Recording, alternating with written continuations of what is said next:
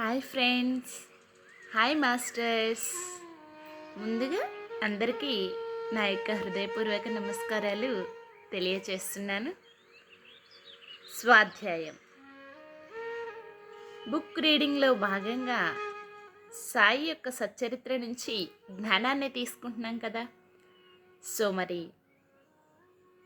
ఈరోజు section start చేసుకునే ముందు ఇంకా మరెన్నో అద్భుతమైన లీలల ద్వారా చక్కటి జ్ఞానాన్ని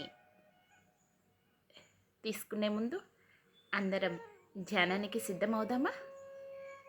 సో మరి ఇంకెందుకు ఆలస్యం, అందరూ చక్కగా స్థిరమైన సుఖ ఆసనములో కూర్చోండి. వేళ్ళలోకి వేళ్ళు పెట్టుకోండి. చక్కగా మీ రెండు కాళ్ళని కూడా క్రాస్ చేసుకోండి. కళ్ళు రెండు క్లోజ్ చేసుకోండి.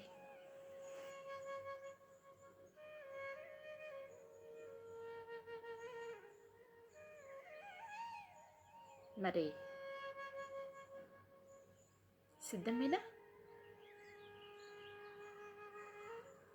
దీర్ఘ శ్వాసను తీసుకోండి. నిదానంగా శ్వాసని బయటికి వదిలివేయండి. మరొక్కసారి దీర్ఘ శ్వాసను తీసుకోండి. నిదానంగా శ్వాసని బయటికి వదిలివేయండి. ఇంకొకసారి దీర్ఘ శ్వాసను తీసుకోండి. నిదానంగా శ్వాసను బయటికి వదిలివేయండి.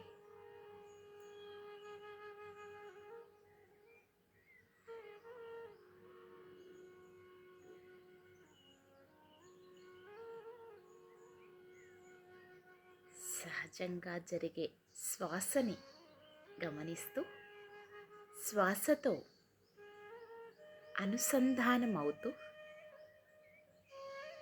అంతరంగంలోనికి ప్రయాణించండి. My dear masters and my dear friends,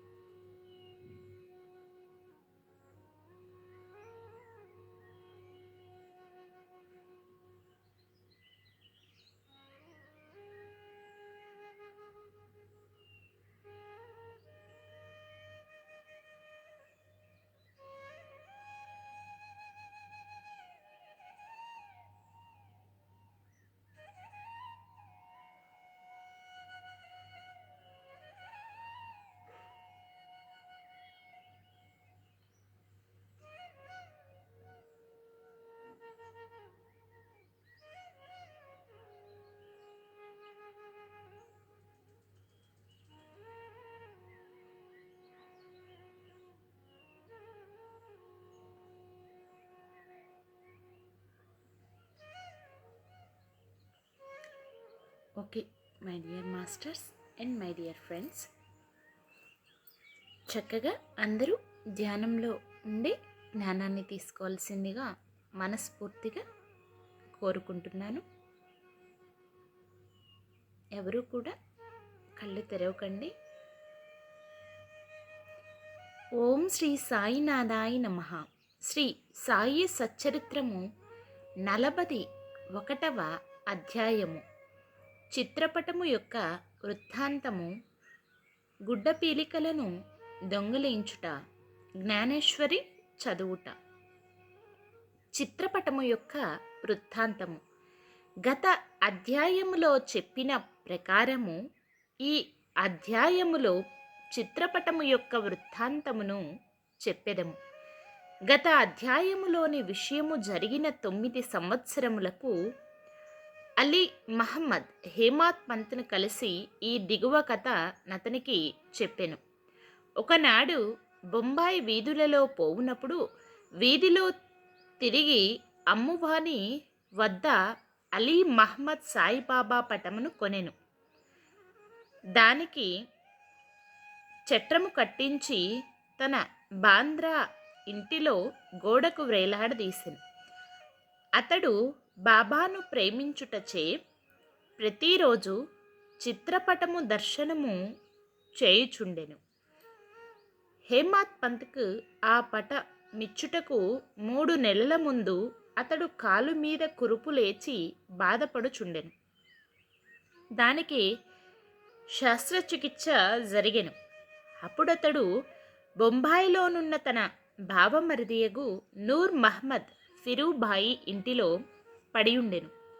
బాంద్రాలో తన ఇల్లు 3 మాసముల వరకు మూయబడి ఉండెను. అక్కడ ఎవరూనూ లేకుండిరి. అచ్చట ప్రసిద్ధి చెందిన అబ్దుల్ రెహమాన్ బాబా, మౌలానీ సాహెబ్, మహమ్మద్ హుస్సేన్, సాయిబాబా, తాజుద్దీన్ బాబా మొదలగు యోగుల పటములు ఉండెను. వానిని కూడా కాలచక్రము విడువలేదు. అతడు వ్యాధితో బాధపడుచు బొంబాయిలో నుండెను. బాంద్రాలో ఆ పటము నేల బాధపడవలెను. పటములకు కూడా చావు పుట్టుక లున్నట్లుండెను. పటములన్నీయు వాని అదృష్టములు అనుభవించెను. కానీ సాయిబాబా పటము మాత్రం ఆ కాలచక్రమును తప్పించుకొనెను. అదెట్లు తప్పించుకొనగలిగెనో నాకింతవరకు నువ్వు చెప్పలేరైరి. దీనిని బట్టి సాయిబాబా సర్వాంతర్యామి అనియు సర్వవ్యాపి అనియు అనంత శక్తుడనియు తెలియచున్నది. అలీ మహమ్మద్ అనేక సంవత్సరముల కిందట యోగి అగు అబ్దుల్ రెహమాన్ బాబా యొక్క చిన్న పటమును మహమ్మద్ హుస్సేన్ తారియా వద్ద సంపాదించెను. దానిని తన బావమరిదియగు నూర్ మహమ్మద్ ఫిరూభాయికి ఇచ్చెను. అది అతను టేబుల్లో 8 సంవత్సరములు పడి ఉండెను. ఒకనాడు అతడు దానిని చూచెను. అతడు దానిని ఫోటోగ్రాఫర్ దగ్గరకు తీసుకొని పోయి సజీవ ప్రమాణమంత పెద్దదిగా చేయించి దాని పత్రులను తన బంధువులకు, స్నేహితులకు పంచిపెట్టెను. అందులోనొకటి అలీ మహమ్మద్కు ఇచ్చెను. దానిని అతడు తన బాంద్రా ఇంటిలో పెట్టెను. నూర్ మహమ్మద్ అబ్దుల్ రెహమాన్ గారి శిష్యుడు. గురువు నిండు దర్బార్లో నుండగా అతడు గురువు గారికి దీనిని కానుకగా నిచ్చుటకు పోగా వారు మిక్కిలి కోపించి కొట్టబోయి నూర్ మహమ్మద్ నచ్చటి నుంచి తరిమివేసిరి. అతడు మిగులు విచారపడి చికాకు పొందెను. తన ద్రవ్యమంతయు నష్టపడుటయే కాక గురువుగారి కోపమునకు, అసంతుష్టికి కారణమయ్యాను కదా అని చింతించెను. విగ్రహారాధన గురువుగారికి ఇష్టము లేకుండెను. ఆ పటమును ఆ పోలో బందర్కు తీసుకొని పోయి ఒక పడవను అద్దెకు కట్టించుకొని సముద్రములోనికి పోయి దానినక్కడ నీళ్ళల్లో ముంచివేసెను. తన బంధువుల వద్ద నుంచి, స్నేహితుల వద్ద నుంచి పటములను తెప్పించి వానిని కూడా బాంద్రా సముద్రములో ముంచెను. ఆ సమయమున అలీ మహమ్మద్ తన బావమరిది ఇంటిలో నుండెను. యోగుల పటములను సముద్రములో పడవేచినచో తన వ్యాధి కుదురునని బావమరిది చెప్పెను. అది విని అలీ మహమ్మద్ తన మేజర్ను బాంద్రా ఇంటికి పంపి అక్కడ ఉన్న పటములన్నింటినీ సముద్రములో వేయించెను. 2 నెలల పిమ్మట అలీ అహ్మద్ తన ఇంటికి తిరిగి రాగా బాబా పటము ఎప్పటి వలె గోడ మీద నుండుట గమనించి ఆశ్చర్యపడెను. తన మేనేజర్ పటములన్నీ తీసివేచి బాబా పటము నెట్టు మరచెను అతనికే తెలియకుండెను. వెంటనే దానిని తీసి బీరువాలో దాచెను. లేకున్నా తన బావగారు దానిని చూచినచో దానిని కూడా నాశనము చేయునని భయపడెను. దానినెవరికివ్వవలెను? దానినెవరు జాగ్రత్త పరచవలెను? దానిని భద్రముగా నెవరుంచగలరు? దాని విషయములు ఆలోచించుచుండగా సాయిబాబాయే ముజావర్ను కలిసి వారి అభిప్రాయము ప్రకారము చెయ్యవలసిందిగా తోచునట్లు చేసెను. అలీ అహ్మద్ ముజావర్ను కలుసుకొని జరిగినదంతయు చెప్పెను. ఇరువును బాగుగా ఆలోచించి ఆ పటమును హేమాత్ పంతుకు ఇయ్య నిశ్చయించిరి. అతడు దానిని జాగ్రత్త పరచునని తోచెను. ఇద్దరూను హేమాత్ పంతు వద్దకు పోయి సరి అయిన కాలములో దానిని బహుకరించిరి.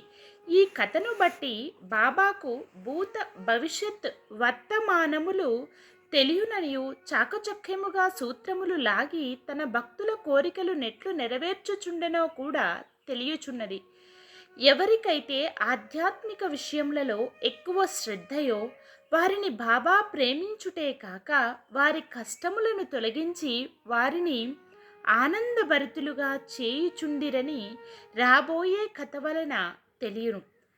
గుడ్డ పీలికలను దొంగిలించుట, జ్ఞానేశ్వరి చదువుట. బీవీ దేవ్ దహనుల మమల్తాదారు.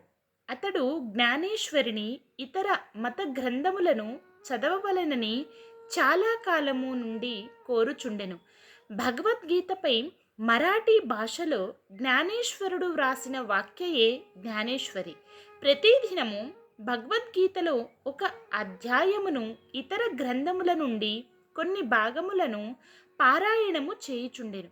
కానీ జ్ఞానేశ్వరిని ప్రారంభించగానే ఏవో అవాంతరములు ఏర్పడుటచే పారాయణమాగిపోవుచుండెను. 3 నెలలు సెలవు పెట్టి షిరిడీకి వెళ్ళి అక్కడ నుండి తన స్వగ్రామమగు పాండుకు పోయెను. ఇతర గ్రంథములు అన్నయో అచుట చదవగలిగెను. కానీ జ్ఞానేశ్వరి ప్రారంభించగానే ఏవో విపరీతమైన చెడ్డ ఆలోచనలు తన మనస్సున ప్రవేశించుటచే చదవలేకుండెను. అతడు ఎంత ప్రయత్నించినను కొన్ని పంక్తులు కూడా చదవలేకపోయెను. కాబట్టి బాబా తనకు ఆ గ్రంథమందు శ్రద్ధ కలగ చేసినప్పుడే దానిని చదువమని వారి నోటి వెంట వచ్చినప్పుడే దానిని ప్రారంభించదమనియు అంతవరకు దానిని తెరవననియు నిశ్చయము చేసుకొనెను. అతడు 1914వ సంవత్సరము ఫిబ్రవరి నెలలో కుటుంబ సహితముగా షిరిడీ వెళ్ళెను. అక్కడ ప్రతిదినము జ్ఞానేశ్వరి చదువుచుండేయా అని బాపు సాహెబ్ జోగ్ దేవు గారిని అడిగెను. దేవ్ తనకు అట్టి కోరిక కలదనియు కానీ దాన్ని చదువుటకు శక్తి చాలకుండననియు బాబా ఆజ్ఞాపించినచో దానిని ప్రారంభించదననియు చెప్పెను. అప్పుడు జోగ్ ఒక పుస్తకమును తీసుకొని బాబాకిచ్చినచో దానిని వారు తాకి పవిత్రము చేసి ఇచ్చేదననియు అప్పటి నుంచి నిరాటంకముగా చదవవచ్చుననియు దేవుకు సలహానిచ్చెను. బాబాకు తన ఉద్దేశము తెలియను కనుక దేవుగారట్లు చేయుటకు అంగీకరించలేదు. బాబా తన కోరికను గ్రహించలేరా? దానిని పారాయణ చెయ్యమని స్పష్టముగా నాజ్ఞాపించలేరా అనెను. దేవు బాబాను దర్శించి ₹1 దక్షిణనిచ్చెను. బాబా ₹20 దక్షిణ అడుగగా దానిని చెల్లించెను. ఆనాడు రాత్రి బాలకారాముడను వానిని కలుసుకొని అతడు బాబా యందు భక్తిని వారి అనుగ్రహమును ఎట్లు సంపాదించనని ప్రశ్నించెను. మరుసటి దినము హారతి పిమ్మట అంతయు తెలిపెదనని అతడు బదులిచ్చెను. ఆ మరుసటి దినము దర్శనము కొరకు దేవు వెళ్ళగా బాబా అతనిని 20 రూపాయలు దక్షిణ ఇమ్మనెను. వెంటనే దేవ్ దానిని చెల్లించెను. మసీదు నిండా జనులు నిండి ఉండుటచే దేవ్ ఒక మూలకు పోయి కూర్చుండెను. బాబా అతనిని పిలిచి శాంతముగా తన దగ్గర కూర్చునమనెను. దేవు అట్లనే చేసెను. మధ్యాహ్న హారతి పిమ్మట భక్తులందరూ పోయిన తరువాత దేవ్ బాలకరాముని చూచి అతని పూర్వ వృత్తాంతముతో పాటు బాబా అతనికేమియో చెప్పెను. ధ్యానము నెట్లు నేర్పిరో అని అడుగగా బాలకరాముడు వివరములు చెప్పుటకు సిద్ధపడెను. అంతలో బాబా చంద్రను కుష్ఠరోగ భక్తుని పంపి దేవుని తీసుకొని రమ్మనెను. దేవ్ బాబా వద్దకు పోగా ఎవరితో ఏం మాట్లాడుచుంటివి అని బాబా అడిగెను. బాలకరామితో మాట్లాడుచుంటిననియు బాబా కీర్తి వినుచుంటిననియు అతడు చెప్పెను. తిరిగి బాబా 25 రూపాయలు దక్షిణ అడిగెను. వెంటనే దేవు సంతోషముతో దక్షిణ చెల్లించెను. అతనిని బాబా లోపలికి తీసుకొని పోయి స్తంభము వద్ద కూర్చుండి, నా గుడ్డ పీలికలను నాకు తెలియకుండా దొంగిలించితివేలా అనెను. దేవ్ తనకు ఆ గుడ్డ పీలికల గూర్చి ఏమియో తెలియదనెను. బాబా అతనిని వెతుకమనెను. అతడు వెతికెను, కానీ అచట ఏమియూ దొరకలేదు. బాబా కోపగించి ఇట్లు అనెను, ఇక్కడ ఇంకెవ్వరూ లేరు. నీ ఒక్కడివే దొంగవు. ముసలితనముచే వెంట్రుకలు పండినప్పటికీ ఇచ్చటకు దొంగలించుటకు వచ్చితివా అని కోపగించెను. బాబా మతి చెడిన వానివలే తిట్టి కోపగించి చివాట్లు పెట్టెను. దేవ్ నిశ్శబ్దముగా కూర్చుండెను. దేవ్ తాను సటకా దెబ్బలు కూడా తిననేమో అనుకునెను. 1 గంట తరువాత బాబా అతనిని వాడకు వెళ్ళమనెను. దేవ్ అచ్చటికేగి జరిగినదంతయు జోగుకు బాలకరామునకు తెలియజేసెను. సాయంకాలం అందరినీ రమ్మని బాబా కబురు పంపెను. ముఖ్యముగా దేవును రమ్మనెను. నా మాటలు వృద్ధుని బాధించి ఉండవచ్చును, కానీ అతడు దొంగిలించుటచే నేనట్లు పలుకవలసి వచ్చెనని బాబా నుడివెను. తిరిగి బాబా 12 రూపాయలు దక్షిణ అడిగెను. దేవ్ దానిని వసూలు చేసి చెల్లించి సాష్టాంగ నమస్కారాలు చేసెను. బాబా ఇట్లు అనెను, ప్రతిరోజు జ్ఞానేశ్వరిని చదువుము, పోయి వాడాలో కూర్చుండుము. ప్రతినిత్యము కొంచెమైనను క్రమము తప్పక చదువుము. చదువునప్పుడు దగ్గరున్న వారికి శ్రద్ధాభక్తులతో బోధపరచి చెప్పుము. నేను నీకు జల్దారు సెల్ల నిచ్చుటకు ఇచ్చట కూర్చొని ఉన్నాను. ఇతరుల వద్దకు పోయి దొంగలించిదవేళ నీకు దొంగతనమునకు అలవాటు పడవలెనని ఉన్నదా? బాబా మాటలు విని దేవు సంతసించెను. బాబా తనను జ్ఞానేశ్వరిని ప్రారంభించుమని ఆజ్ఞాపించననియు, తనకు కావలసినది ఏదో అది దొరికిననియు, అప్పటి నుండి తాను సులభముగా చదవగలననియు అనుకొనెను. తిరిగి బాబా పాదములకు సాష్టాంగ నమస్కారము ఒనర్చెను. తాను శరణు వేడెను కనుక తనను బిడ్డగా నుంచి జ్ఞానేశ్వరి చదువుటలో తోడ్పడవలసినదని బాబాను వేడుకొనెను. పీలికలు దొంగలించుట అనగానేమో దేవ్ అప్పుడు గ్రహించెను. బాలకరాముని ప్రశ్నించుటయే గుడ్డ పీలికలు దొంగిలించుట. బాబా కట్టి వైఖరి ఇష్టము లేదు. ఏ ప్రశ్నకైనా సమాధానమునిచ్చుట నిచ్చుటకు తామే సిద్ధముగా నుండిరి. ఇతరుల నడుగుటకు బాబాకు ఇష్టము లేదు. అందుచే అతన్ని బాధించి చికాకు పెట్టెను. అదియును కాక ఇతరుల నడుగకుండా బాబానే సర్వము అడిగి తీసుకొనవలెననియు ఇతరులను ప్రశ్నించుట నిష్ప్రయోజనమనియు చెప్పెను. దేవ్ ఆ తిట్లను ఆశీర్వాదములుగా భావించి సంతుష్టితో ఇంటికి పోయెను. ఆ సంగతి అంతటితో సమాప్తి కాలేదు. బాబా చదువమని ఆజ్ఞాపించి ఊరుకొనలేదు. 1 సంవత్సరము లోపుగా బాబా దేవ్ వద్దకు వెళ్ళి వాని అభివృద్ధి కనుగొనెను. 1914వ సంవత్సరము ఏప్రిల్ నెల 2వ తేదీ గురువారము ఉదయము బాబా స్వప్నములో సాక్షాత్కరించి పై అంతస్తులో కూర్చుండి, జ్ఞానేశ్వరి బోధపడుచున్నదా లేదా అని అడిగెను. లేదు అని దేవు జవాబిచ్చెను. బాబా, ఇంకా ఎప్పుడు తెలుసుకొనెదవు?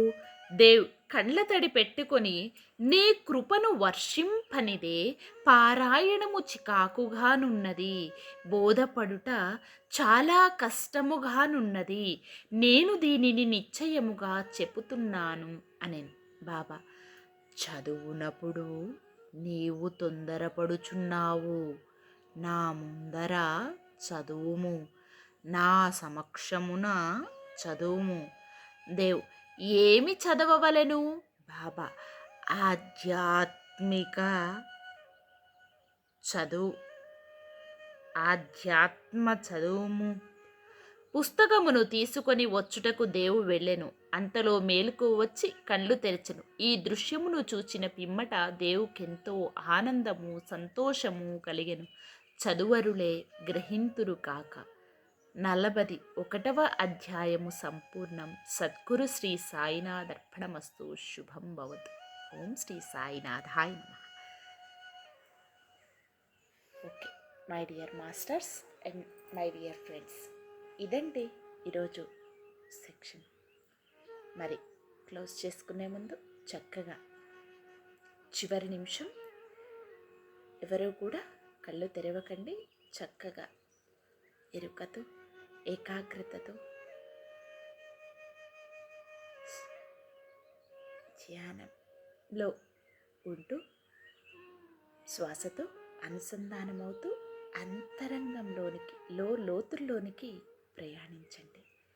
చక్కగా ఇప్పటి వరకు విన్న జ్ఞానం అంతా కూడా శరీరంలో ఉన్న ప్రతి అణువు పరమాణువులోనూ సంపూర్ణంగా నింపబడుతుంది.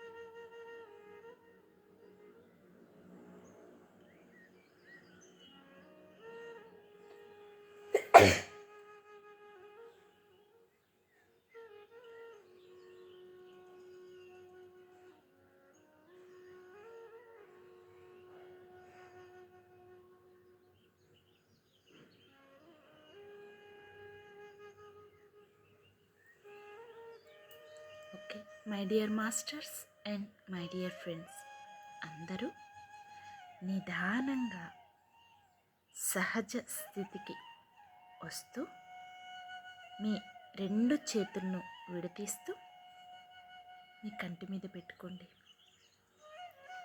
5 4 3 2 1 0. మీ రెండు చేతులను మీ కంటికి ఎదురుగా పెట్టుకొని నిదానంగా కళ్ళను ఓపెన్ చేయండి.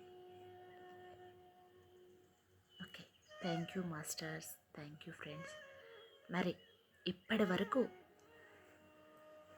ఇంత అద్భుతంగా సెక్షన్ జరగటానికి సహకరించిన అందరికీ అన్నింటికీ నా యొక్క హృదయపూర్వక కృతజ్ఞతలు తెలియచేస్తున్నాను.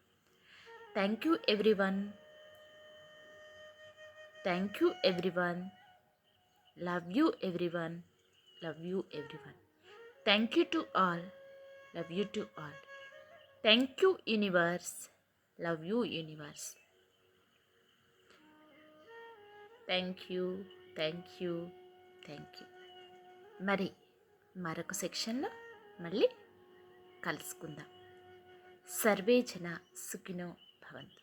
Please like, share, subscribe. మీ అనుభవాలని కమెంట్ రూపంలో తెలియపరచగలరు.